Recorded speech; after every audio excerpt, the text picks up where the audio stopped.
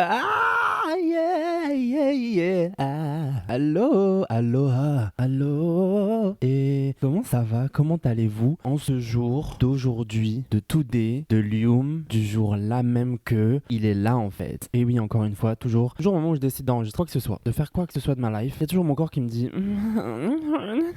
Et je suis en mode genre. Donc ça a une conversation qui est un peu genre. Et puis les gens me regardent dans la rue en mode mais c'est qui cette folle qui parle seule comme ça? Et c'est la folle, c'est moi la folle. Comment allez-vous? Comment ça se passe dans votre life? C'est toujours moi ce qui m'intéresse, c'est de savoir comment vous allez, c'est le principal. Et comment se passe votre vie? Là en ce moment, quand vous écoutez cet épisode, normalement, qu'est-ce qui s'est passé de nouveau? Probablement la fin du monde. La fin du monde à quelques jours du début du Ramadan, si je me trompe pas. Enfin pas quelques jours du début, je crois que c'est pas ça la phrase. Bref, en tout cas le Ramadan vient de commencer. Au moment où j'enregistre, le premier jour c'est demain. Donc voilà. Je rappelle à toutes les personnes, je suis personne. Je suis personne pour rappeler quoi que ce soit, mais genre juste vous n'êtes pas obligé de le faire. Je préfère le dire. Il n'y a pas de bon, mauvais, genre bon, mauvais, musulman, musulmane. Genre n'écoutez pas les gens, vivez votre foi comme vous avez envie de le vivre. Si vous êtes athée, vous êtes athée. Si vous êtes au café, vous êtes au café. Vous voyez ce que je veux dire? On s'en tape, on s'en carre. Moi je le dis clairement. Chacun fait ce qu'il y elle veulent. Fais-le ou ne le fais pas. Voilà. Tu fais ce que tu veux. On s'en carre de ce que les gens pensent. Et puis en plus, voilà, si vous avez par exemple des troubles du comportement alimentaire, si vous avez n'importe quelle maladie, si vous êtes sous traitement, si vous êtes fatigué, si... on sait que le monde va mal, on sait que c'est compliqué pour plein de gens. Vous pouvez mettre votre énergie ailleurs. Voilà, je préfère le préciser, c'est mon point de vue. Je vais même pas vous dire si moi je le fais ou je le fais pas parce que ça vous... En fait, c'est pas ce que je... Comment on appelle ça? C'est pas ce que je veux vous transmettre comme idée. L'idée, c'est vraiment genre, fais-le ou ne le fais pas, mais fais ce que tu veux. C'est tout. Et ce qui est bon pour toi, et il faut prendre soin de sa santé aussi. Voilà quoi, c'est tout genre. En tout cas, et puis n'écoute pas les gens qui connaissent rien et qui viennent te dire ah mais là tu as fait c'est pas bien, là tu n'as pas fait c'est pas bien, là tu as dit ça. C'est bon genre, tu sais, chacun s'occupe de soi. Si les personnes pensent avoir raison, et ben tant mieux pour elles. C'est tout, je m'en fous. Bref, c'est même pas ça le sujet, mais c'est juste qu'il est important, voilà. Et peut-être si par hasard tu décides de le faire, n'allume pas la télé pendant tout le mois pour regarder le journal français, BFM TV, tout ce que tu veux. On sait très bien que voilà, l'huile d'olive c'est à cause des musulmans que ça disparaît.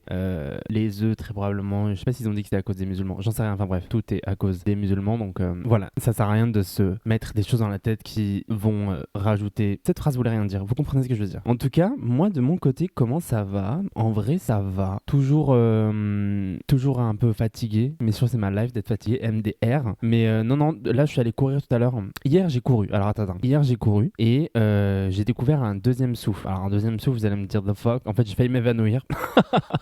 J'ai failli m'évanouir. Et en fait, finalement, en continuant à courir, j'étais en mode oh mon dieu, un deuxième souffle. Comme si je respirais plus loin dans mon corps, c'était un peu chelou. Bon, après, une fois que je suis arrivé chez moi, je me suis quand même dit il va falloir faire un peu un travail de respiration pour pouvoir oxygéner mon corps parce que je vais probablement tomber dans les pommes. En plus, j'avais un rendez-vous le soir, enfin bref, toute une histoire. Donc, bref. Et tout à l'heure, je suis allé courir, j'ai commencé aussi à avoir mal aux chevilles. C'est un truc. Oh, en parlant de chevilles, il faut que je vous raconte ça. C'était quand? Bah, hier. Ouais, c'était hier. Hier, je me réveille le matin, j'écoute un podcast que je vous invite à écouter. C'est le podcast alors c'est sur le podcast Le cœur sur la table et ils ont fait une série documentaire avec Myrena El Sharif et je vous invite à l'écouter. Enfin bref, du coup j'écoute cet épisode et je me dis après genre ok let's go, aujourd'hui je sors avec mes talons genre. En fait je sors très souvent avec mes talons, mais là je voulais absolument sortir avec mes talons. Je pense que c'est des 8 cm ou des 10 cm. 10 cm peut-être que j'exagère, mais je pense que c'est vraiment des 8, des bottes à talons et tout. Et je me dis ok j'y vais. Je me dis je vais pas, je sais pas, dans ma tête je me dis je me dis beaucoup de choses là, mais j'arrive à sortir avec mes kitten heels, mes bottes à kitten heel, et je suis en mode ok ça doit pas être si pire. Écoutez-moi bien, que toutes les personnes qui osent critiquer les personnes, principalement des meufs, qui sortent avec des talons de 10 cm pour marcher dans la rue, vraiment allez vous faire voir, genre fermez vos grandes bouches, vraiment fermez vos grandes bouches. Écoutez-moi, j'ai un trajet qui est pas si long, genre je dois faire peut-être une demi-heure, 20 minutes. Je sors de chez moi, en à peine 2 minutes, je suis en mode j'ai fait une grosse connerie. C'est-à-dire je suis devant mon bâtiment et je suis en mode j'ai fait une connerie, genre c'est hors de question, je vais jamais réussir. Et en même temps je suis pas en retard, mais je suis un peu en mode genre ok, en vrai maintenant avec le recul je pense que j'aurais largement pu faire demi-tour, mais je sais pas, ça allait bien avec ma tenue et tout ça, donc j'étais en mode ok j'y vais. Et du coup je commence à marcher, écoutez-moi bien, je crois que j'ai dû faire vraiment une dizaine de pauses. À chaque fois je marchais, j'étais en mode genre en fait il faut que je fasse une pause. Et en plus je ne sais pas pourquoi ma cheville droite ne tenait pas, genre je marchais et j'étais en mode ok j'ai mon appui sur ma cheville gauche, ça va, ma jambe gauche elle est là, genre Zarma elle gère, genre elle est là, je suis là, tac, tac, tac. Et la droite, elle est en mode genre, je ne tiens pas du tout en fait. Je pense que, parce que je porte des semelles, je pense que j'aurais peut-être dû mettre mes semelles, en tout cas la mettre dans ma chaussure droite, peut-être que ça aurait été mieux, mais je sais pas, j'avais pas la peau.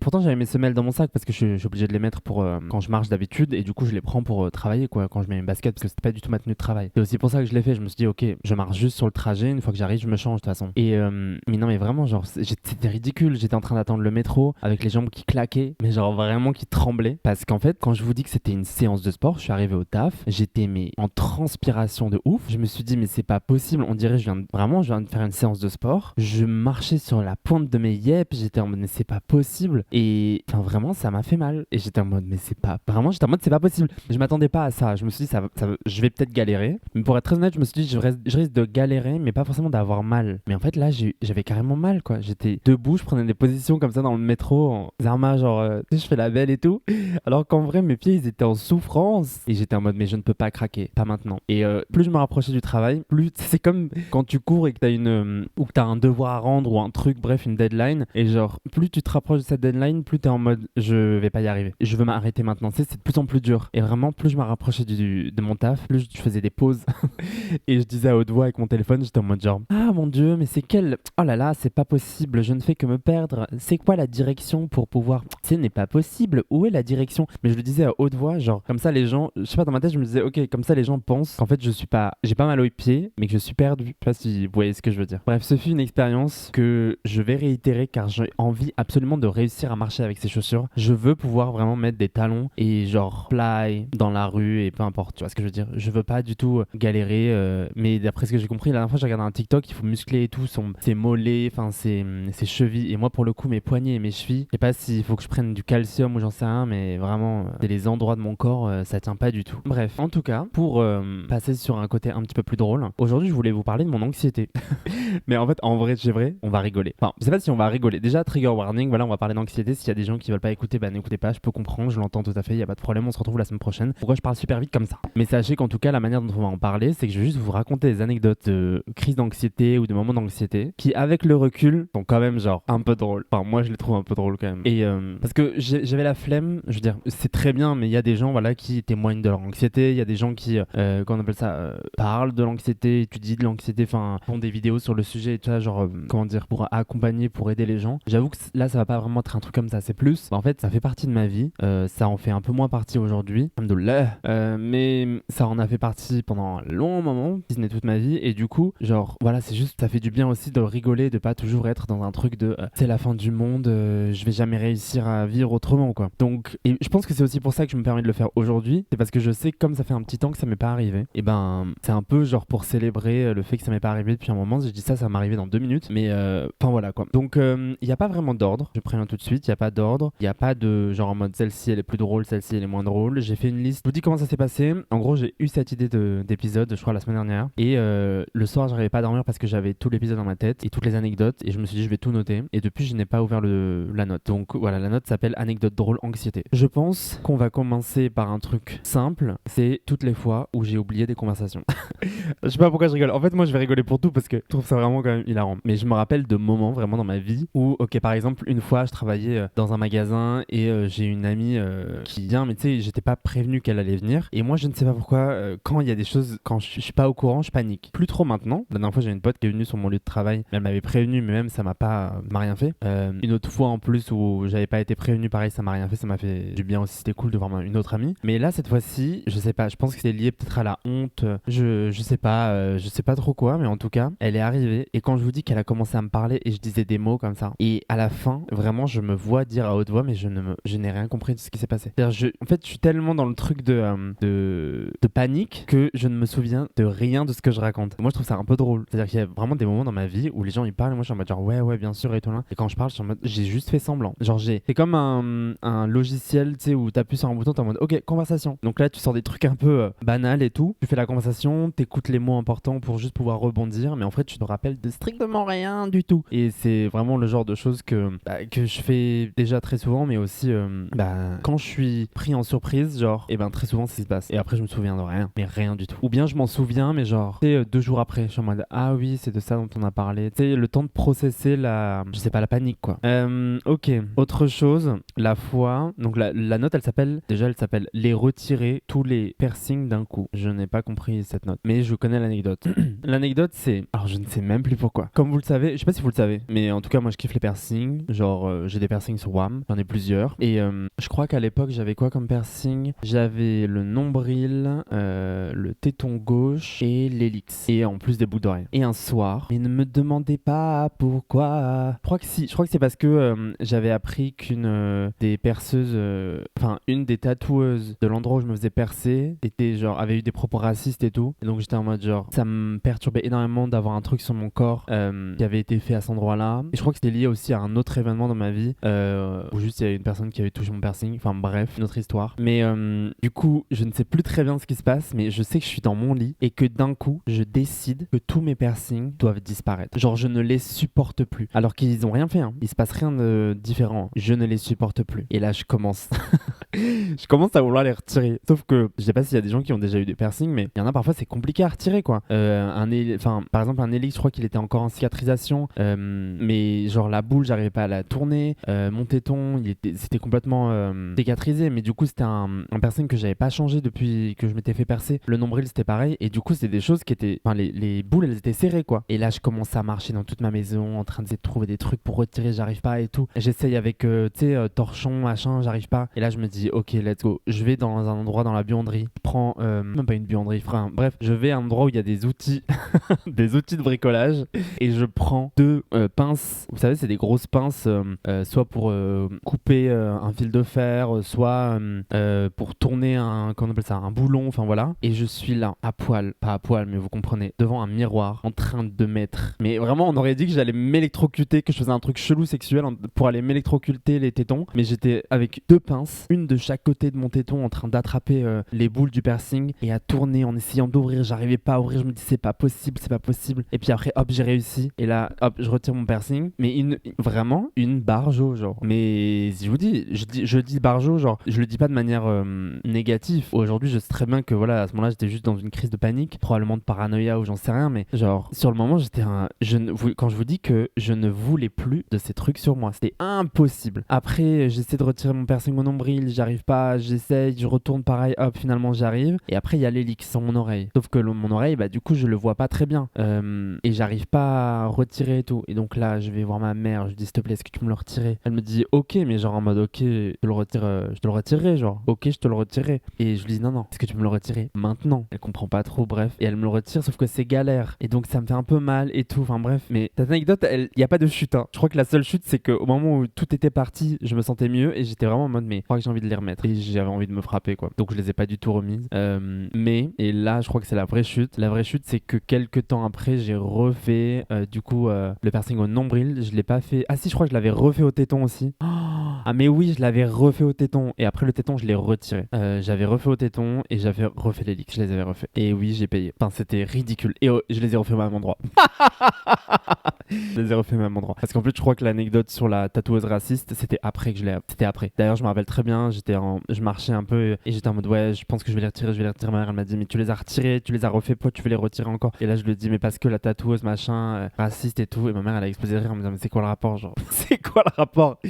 C'est pas. Déjà, tu t'es pas fait tatouer, et même si la personne elle est raciste, bon bah c'est tout. En mode ouais, mais moi je supporte pas trop qu'une personne comme ça et puis toucher à mon corps ou je sais pas. Enfin, je l'entends, mais il y a un peu un côté où t'es en mode genre c'est bon, calme-toi, ma belle. Genre des piercings, genre elle a juste fait son taf. Il y a des gens racistes partout. Ça veut pas dire que tu vas plus à la poste parce que les gens sont racistes. Bon bah dans une autre poste au pire. Enfin, j'en sais rien, ça n'a aucun sens. Donc voilà, c'est la première anecdote. Je sais pas si j'aurai assez le temps pour vous raconter tout.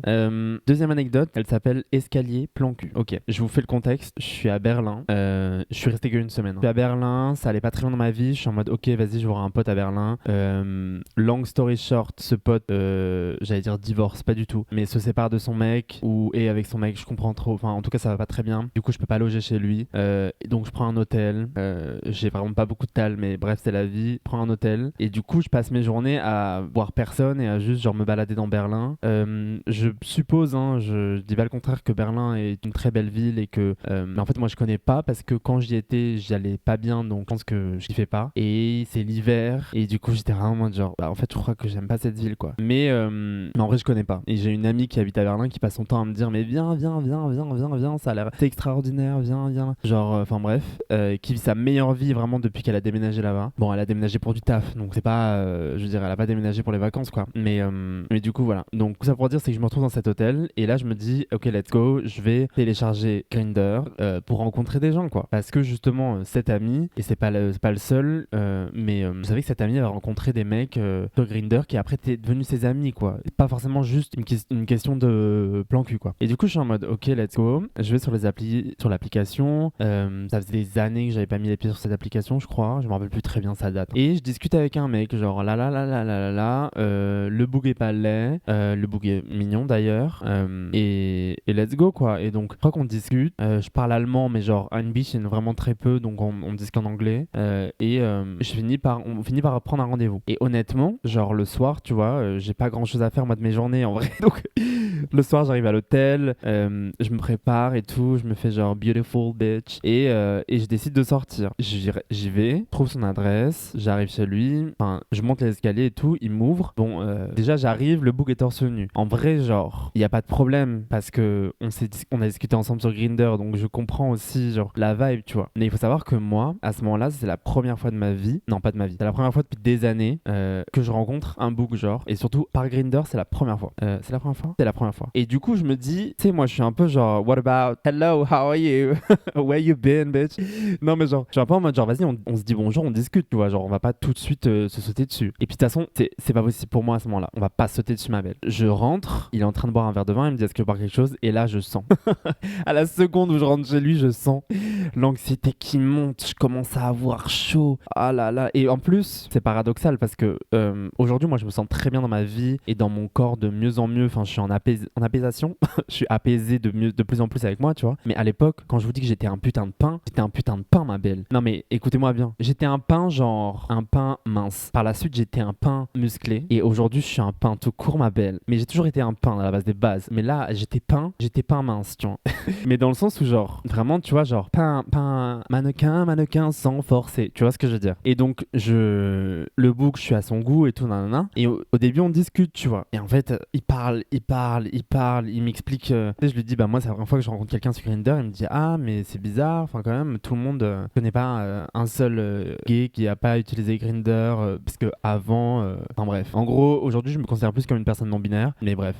Et tout ça. Et donc, je suis en mode, genre, là. Cette phrase voulait rien dire, mais vous avez compris. Et il y a un moment, je le regarde, je lui dis, par contre, en fait, je vais y aller. Genre, je pense qu'il va rien se passer. C'est pas possible. Et je suis en mode. Tu sais, au moment où je lui dis ça, c'est pour moi une manière de me détacher du truc et d'être en mode, au moins, tu sais, ça me rassure. Je suis en mode, ok, il va rien se passer. Tu peux te détendre, ma belle. Il va rien se passer de toute façon. Et là, je sens l'anxiété qui monte. J'ai chaud encore plus. Enfin, bref. Et après, je lui redis, ouais, je pense que je vais y aller. Il me dit, non, mais ok, y a pas de souci, j'ai entendu, il va rien se passer. Ok, tu vas y aller. Donc, je me lève. Il me regarde, il me dit, t'es très mignon. Je lui dis, ouais, tout machin. Et il me dit, genre, ok, pas de souci. Enfin, voilà, y a pas de... Et à ce moment-là, il me dit, je vais te faire visiter si tu veux mon appart, quoi. Et à ce moment-là, je me dis, mais pourquoi tu veux me faire visiter ton appart maintenant, genre? Je t'ai dit, je veux y aller, j'ai la tête tourne, je suis en anxiété, ma belle. Il y a pas de... Vraiment, je suis en crise d'anxiété. Je veux pas visiter ton appart en plus. En plus, c'est un appart, sans vouloir critiquer, mais c'est un appart, j'ai l'impression, je sais pas si c'est typiquement berlinois, mais tu sais, genre, il y a même pas de peinture sur les murs, c'est les briques, quoi. Donc, je suis en mode un peu, je sais pas, tu vas me faire visiter quoi? Enfin, c'est probablement très beau, c'est très industriel, quoi. Mais à ce moment-là, de toute façon, même s'il y avait du parquet, même si je sais pas ce que tu veux, il y avait des couleurs, du rouge, j'en sais rien. Même le plus bel appartement, j'avais pas envie de le voir, en fait. Et il commence à me faire visiter, il me dit, là, il y a le salon, là, il y a ma chambre, là, il y a machin. Et je suis vraiment en mode... Et là, je le regarde, je dis, vraiment, je vais y aller. Il me dit, non, mais j'ai compris, t'allais y aller, il y a pas de souci, j'ai compris. Mais... Et donc là, j'ouvre la porte, je sors, je lui dis au revoir, il est très gentil, machin. Il ferme la porte, et c'est pas là. Donc déjà, je suis tellement en anxiété que j'ai du mal à marcher tout. Et donc je me pose dans les escaliers. Et là, c'est toujours la même chose quand je fais une crise d'anxiété. C'est qu'à ce moment-là, je me dis, je crois que j'ai envie d'y retourner. Et donc c'est tellement ridicule. En fait, parce que pour le coup, genre, je sais pas comment je reflète là l'histoire, mais vraiment, c'était quelqu'un genre de gentil, intéressant. Il discutait, il racontait sa vie, hyper tranquille, il y avait pas de problème. Mais c'est juste que, je sais pas s'il y a des gens qui ont déjà fait des crises d'anxiété, mais moi, quand je fais des crises d'anxiété, comment on appelle ça? Je peux rien, je contrôle plus rien. Donc la seule chose que je peux faire, c'est il faut que je sorte de l'endroit. Il y a pas de débat là-dedans. Il y a pas de, tu me fais visiter ton appartement, tu vois, à ce moment-là. C'est juste en mode, en fait, il faut que je sorte. Je ne peux rien faire, quoi. Et donc je sors, je suis sur l'escalier. À ce moment-là, je me dis, est-ce que j'y retournerai pas? Et écoutez-moi bien, je suis bien resté genre, sans mentir, je pense que je suis resté 10 minutes à me dire genre, est-ce que je toquerai pas à la porte? Et je suis resté dans les escaliers là, à attendre. J'ai attendu. Je me suis dit probablement qu'à un moment il va sortir et qu'il va me voir. Tu sais, dans ce moment-là, moi je deviens un peu folle. Je me fais des films. Je suis en mode comme dans les films, genre il va sortir, il va me voir, il va me dire ça va, non mais t'inquiète pas et tout, on va aller boire un café ou j'en sais rien, puis on va marcher toute la nuit, puis on va tomber in love ou j'en sais rien. Avec le recul, genre, c'est pas. Enfin, heureusement que c'est pas passé. Je sais pas, il y a pas de heureusement, c'est juste genre il s'est pas passé ça et un peu, on n'est pas dans un film quoi. Mais donc voilà. Et après, je suis rentré chez moi et le pire, c'est que je me vois rentrer chez moi, à l'hôtel, genre. Et je sais pas pourquoi j'étais persuadé que comment on appelle ça, le réceptionniste, genre, savait que j'étais allé faire. J'étais en mode, ça se voit, tu sais que je suis parti pour un plan et que je suis revenu bredouille.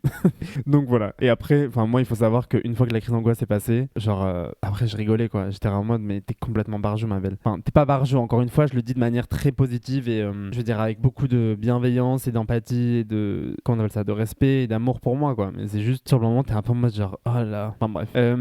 Autre anecdote, peut-être un peu plus drôle et un peu plus, comment on appelle ça, plus légère. J'ai noté disparition jeu de société. Quand j'étais en études, à un moment, j'ai fait des études à l'étranger et on se retrouvait le soir pour faire des jeux de société et boire du thé. Voilà, avec du chocolat, des carrés de chocolat. Vraiment des vieilles dames. Et j'ai commencé à avoir des grosses crises d'angoisse à un moment. Et donc, j'ai une amie qui m'appelait disparition, qui m'appelait 1, 2, 3 disparition. Parce qu'il y a vraiment des moments où juste, je ne sais pas ce qui se passait. Je faisais une grosse crise d'angoisse et je disparaissais. Je me rappelle de la première fois où c'est arrivé. On était en train de. Pardon, ça me fait rire. On était en train de jouer. Je me lève. Je commence à mettre mon manteau. Et en fait, juste, je ne préviens personne. C'est-à-dire qu'elles sont devant moi. Et je pense qu'elles sont. On était pas mal. On était genre. Allez, peut-être 6, je pense. 6 ou 7. 5 ou 6, je sais plus. En bref, mais elles sont en face de moi en train de discuter. Enfin voilà, c'était ce qu'on faisait en gros je crois qu'on faisait ça le dimanche soir, avant le début de la semaine, avant d'aller en cours et tout ça. Et donc, ça nous permettait juste. Surtout quand on avait beaucoup de taf. En gros, tu taffes, t'es fatigué et tout ça. Et juste le dimanche soir, bon, vas-y, on fait rien. Et on se retrouve autour d'une tasse de thé à discuter, à raconter tout n'importe quoi et à rigoler pendant 2-3 heures. Et puis après, on va dormir, quoi. Et je mets ma doudoune rouge. J'avais une doudoune rouge. Je mets ma doudoune. Elles sont en train de discuter, mais je pense qu'elles se disent peut-être que je vais fumer une clope ou j'en sais rien. Et vraiment, je mets ma doudoune. Et quand je vous dis que j'ai couru, j'ai parti en courant jusqu'à ma chambre. Genre, on avait des chambres, tu sais, c'est des trucs étudiants. Donc, t'avais plein de chambres étudiantes partout. Enfin bref, je pense que vous comprenez ce que je veux dire. Et donc, j'ai juste couru jusqu'à ma chambre. Arrivé dans ma chambre, je crois que j'ai envoyé un message ou je crois que j'ai même pas envoyé de message. J'ai juste retiré ma doudoune. Je suis allé dans mon lit et j'ai essayé de dormir. Voilà. C'est vraiment juste ce que je faisais. Et puis, c'est toujours les trucs un peu drôles, genre dans le sens où, tu sais, ça va pas. Et d'un coup, tu passes dans une autre pièce et ça va mieux. Et donc, c'est hyper perturbant parce que t'es en mode genre, mais comment c'est possible qu'il y a vraiment une seconde, ça n'allait pas. Et là, je me retrouve juste dans mon appartement, enfin dans ma chambre étudiante. Et déjà, ça va mieux. Tu vois ce que je veux dire? C'est tellement. Enfin, il y a un truc où même parfois, encore une fois, ça me faisait rire. J'étais en mode, mais c'est pas possible en fait. Juste, je passe de l'autre côté de la porte, ça va pas. Je repasse, ça va. Enfin bref. Et là, on va passer sur la dernière anecdote parce que j'en ai d'autres, mais je pense que ça sera assez pour cet épisode. Je vous ferai un autre épisode si vous voulez, si ça vous intéresse, une deuxième partie, qui s'appelle Caca. Alors voilà, c'est la plus grosse anecdote qui va durer un petit peu longtemps, je pense, à expliquer. En gros, qu'est-ce qui se passe? Je ne sais pas trop ce qui se passe, mais je vis à un moment plusieurs jours compliqués. Ça va pas, je me sens pas bien et tout. Et puis, c'est une longue période où ça va pas. Bref, je me rappelle que j'ai un exposé à faire sur un projet et tout, et une présentation. Et en fait, là, il y a une partie qui m'intéresse, et c'est ce sujet sur la présentation. Et notamment, moi, ce qui m'intéresse, c'est faire la star, comme d'habitude, mais de présenter, quoi. C'est-à-dire, ça fait un peu une pièce de théâtre et tout. Moi, ça m'intéresse. Et je suis en mode vraiment grave chaud. Je me rappelle, on est à la bibliothèque en train de préparer ça avec mon groupe, et je suis en mode, je veux absolument le faire. Genre, vraiment, je le fais. Alors que pour le reste, souvent, j'étais en mode genre, oh, ça m'intéresse pas trop, ou je suis fatigué, ou machin. Et là, j'étais en mode, vraiment, je veux le faire. Je veux absolument le faire et tout. Donc, elles sont en mode genre, ok, let's go et tout. Y a pas de problème, tu le fais. Je me prépare. Je suis au taquet le soir et tout, machin. La présentation, elle est le lendemain. Genre, tu sais, en fait, en gros, on s'était préparé et tout, mais juste, on se retrouve le dernier soir à la bibliothèque. pour la finaliser et elle est le lendemain. Le soir, je me rappelle, c'était un jeudi et tous les étudiants et étudiantes, ils sortaient le jeudi. Moi, je vais pas sortir. C'est sûr et certain que je vais pas sortir. Donc, je suis en mode genre, juste, je vais pas sortir. Il y a pas de débat, je sortirai pas. Donc, moi, je suis dans une sérénité totale. Je vais rentrer, je vais dormir, je vais manger, je vais dormir et le lendemain, je vais faire ma présentation et elle est le lendemain, je pense elle était à 9h, donc elle était assez tôt, quoi. Comment vous dire? Il s'est passé un truc. C'est que je mange, je sais même plus ce que je mange, pour être honnête. Je vais dormir et à 5h du matin, je me réveille, ou 6h même, je me réveille et je sens une odeur et je vois que je suis mouillé. Je me dis, c'est pas possible. C'est quoi ça? Je soulève ma couverture. Je m'étais chié dessus pendant mon sommeil. Vous avez très bien entendu. Chier dessus. Mais pas chier, genre un truc solide qu'on peut ramasser à la main et l'admirer et le poser sur une table, prendre quelques photos et puis après en sentir l'odeur, en extraire un petit morceau pour en faire un parfum à caca à qui on offrirait à sa pire ennemi, genre. Non, une diarrhée. Du liquide dans mon lit. Mon liquide. Et là, la panique totale. La panique totale. Mais vraiment, en fait, je me suis rendu compte que j'étais... À ce moment-là, je me suis dit, mais j'ai jamais été aussi bas.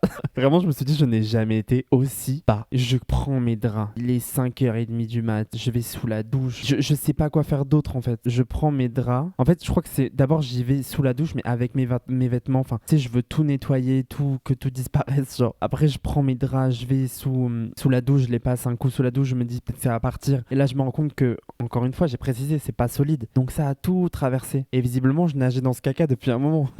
C'est vraiment, comment on appelle ça? C'est le résumé de ma vie à ce moment-là. Tu nages dans la merde, au bout d'un moment, tu la sens plus. Mais en fait, ça avait transpercé et c'était allé jusqu'au matelas, en fait. Et en plus, je le rappelle, hein, c'est un matelas étudiant. C'est pas mon matelas. C'est une chambre étudiante. Ce n'est pas mon matelas. C'est pas moi qui ai payé le matelas, genre. Enfin, je payais déjà assez cher la chambre, mais tu vois ce que je veux dire. Donc là, je panique complètement. Je suis en mode, mais c'est pas possible. Qu'est-ce que je dois faire? Donc j'ai tout lavé. À ce moment-là, je me dis, ok, la laverie, elle ouvre à telle heure. Il y avait une laverie dans le truc étudiant. Elle ouvre à telle heure. Dès qu'elle ouvre, j'y vais. Genre pour nettoyer mes trucs. Donc je mets tout, je crois, dans un sac. Ou je crois que je les mets même pas dans un sac. Je suis fatigué, donc je les mets en boule. Enfin bref, je sais plus ce que je fais. Et je vais m'allonger, mais sur le matelas, parce que j'ai pas d'autre endroit pour m'allonger. J'ai pas m'allonger par terre, genre. Donc j'ai pris une douche, je me suis changé et je m'allonge, genre, tu sais, sur le bord du matelas. Alors j'ai mis du produit partout et après je m'allonge sur le bord du matelas, mais comme je crois que l'expression c'est en chien de faïence, mais là c'est même pas en chien de faïence, frère. J'étais sur le bord du matelas, enfin c'était ridicule. Et enfin ridicule avec tout l'amour que je m'envoie sur le moment quand même, mais sur le bord. Et en fait, tellement j'étais épuisé, en fait je me suis endormi, hein. Mais je me suis endormi et je me réveille, j'ai mis un réveil, je me réveille, je ramène toutes mes affaires à la laverie, je les lave et tout machin. Et je crois que juste avant de me rendormir, justement, j'avais envoyé un message, ou même pas, parce que la laverie, c'était encore super tôt. Et je me dis à ce moment-là, il faut surtout pas que je croise mes camarades de classe et les gens de mon groupe, qui, pour certaines et certains, dorment dans ce même truc étudiant, parce que si je les croise, ils vont me dire, bah, tu viens pour la présentation. Sauf qu'en fait, à ce moment-là, je suis en mode, je vais pas venir et me chier dessus devant la présentation. J'ai très mal dormi et je me suis réveillé à 5h du mat à cause du caca. Enfin, genre, ça n'a aucun sens, genre. Et du coup, je nettoie mes habits dans la machine et tout, je les fais assécher, machin. Je les remonte. Pendant que ça tournait, j'avais mis du produit partout sur mon matelas et je suis en mode, je ne sais pas quoi faire de ma vie là, c'est pas possible. Et du coup, qu'est-ce que j'ai fait? Je ramène toute ma lingerie, quoi, je sais pas comment on dit là, mais toutes mes affaires, genre. Et je suis tellement bête et qu'au début, je me dis, bon bah, je vais devoir dormir dessus, j'ai pas le choix, quoi. Au début, je me dis, est-ce que je peux changer de matelas? Mais je peux pas changer. Est-ce que je peux aller les voir et leur dire, j'ai fait caca sur mon matelas, est-ce que c'est possible d'avoir un autre matelas? Genre vraiment, ils vont me dire, mais c'est bizarre, ma grande, genre. Donc, finalement, je décide de retourner mon matelas et de n'en parler à personne. Vous avez très bien entendu. J'ai retourné mon matelas et je n'en ai jamais parlé à personne. Je crois que j'en ai déjà parlé à une ou deux personnes. Bah, en fait, ce qui s'est passé, c'est que par la suite, déjà, il est très probable qu'il y ait des étudiants et étudiantes, une fois que j'ai quitté cet endroit, qui aient dormi sur un matelas et qui un jour se sont dit, c'est bizarre, cette couleur de caca.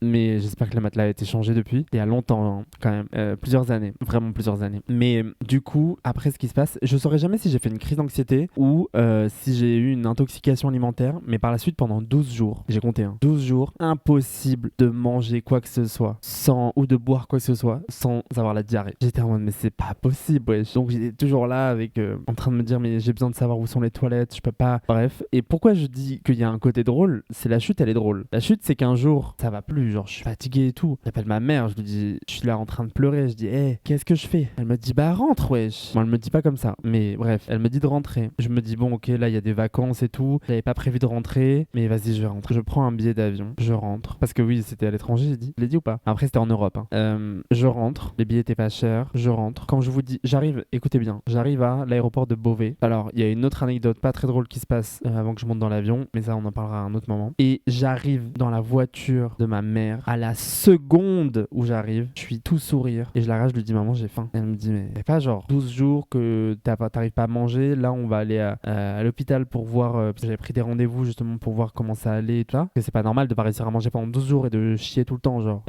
Et en fait, on va, je crois qu'on fait les examens. Et le soir, je crois que j'ai mangé un fast-food, mais un truc genre, qui a bien fast-foodé, genre. Et rien. Je me rappelle très bien manger. Et après, j'attendais comme ça. Je me dis, bon, allez, il y a un moment où mon estomac va péter un câble et je vais me retrouver à aller aux toilettes. Et en fait, rien. Et là, j'étais en mode, c'est pas possible. Ça fait. Et c'est pour ça que je dis que c'était probablement de l'anxiété. C'est que c'était tellement, en fait, je pense, mon corps qui ne voulait plus ingérer quoi que ce soit. Que aller en cours, c'est très compliqué et tout. Mais surtout, manger, physiquement manger, je pouvais plus. Enfin bref. Et je l'ai raconté, surtout pas à ces gens de ce groupe-là. De mon groupe de pros qui, après, genre, quand je les ai recroisés, ils étaient en mode, genre, super, bon, de toute façon, on savait que t'allais pas venir. Et j'étais en mode, mais non, mais c'était pas ça et tout. Enfin bref. Et en fait, la réalité, c'est que, bah, je me suis chié dessus, quoi. Mais aujourd'hui, je le prends vraiment avec morale. D'ailleurs, hier, j'ai eu un rendez-vous avec une nouvelle amie et une nouvelle pote. Et je lui disais, justement, elle me disait, comment tu vas et tout. Et moi, j'étais en mode, vraiment, aujourd'hui, je n'ai jamais été aussi bien dans ma vie. Donc, vraiment, la manière dont je vous le raconte, je sais que probablement vous allez être en mode, mon Dieu, c'est horrible et tout. Mais sachez que ça va dans ma life, genre, que du positif. Et voilà, je me souhaite que du positif. Et si ça doit revenir, et ben, je réussirai à passer ces étapes. J'espère, je me le souhaite. J'espère que ça reviendra pas comme c'était, quoi. De toute façon, on me l'avait dit. Pour la nouvelle année, la résolution, c'est ne plus avoir mal au ventre. Donc, je ne veux plus avoir la diarrhée. Mais non, mais voilà, c'est une petite anecdote drôle où je me rappellerai toute ma vie, quoi. Je me rappelle très bien la première fois que je me suis fait pipi dessus à l'école. J'étais en classe de CE1 et la première fois que je me suis chié dessus dans mon lit, j'avais 23 ans. Voilà. Et sur ces grandes phrases, je vais m'arrêter pour cet épisode.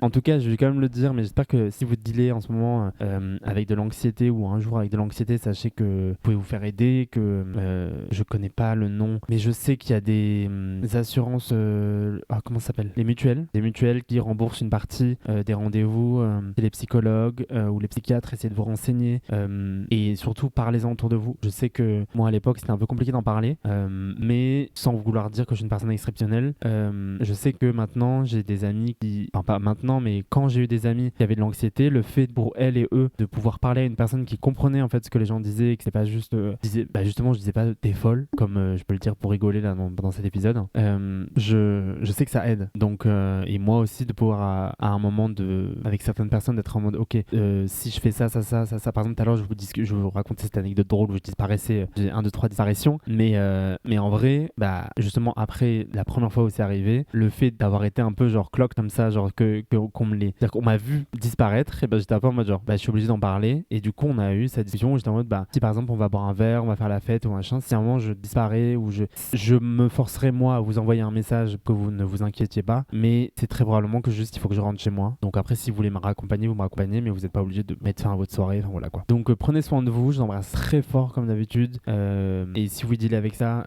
si vous êtes d'accord, je vous serre très très très fort dans mes bras, comme quand on serre un enfant qu'on aime tout son amour quoi. Et voilà quoi, j'espère que cette semaine va bien se passer. On se retrouve la semaine prochaine et je vous fais mes gros bisous. Et si vous avez kiffé, n'hésitez pas à partager, à commenter, à liker et à en parler avec vos potes. Bisous.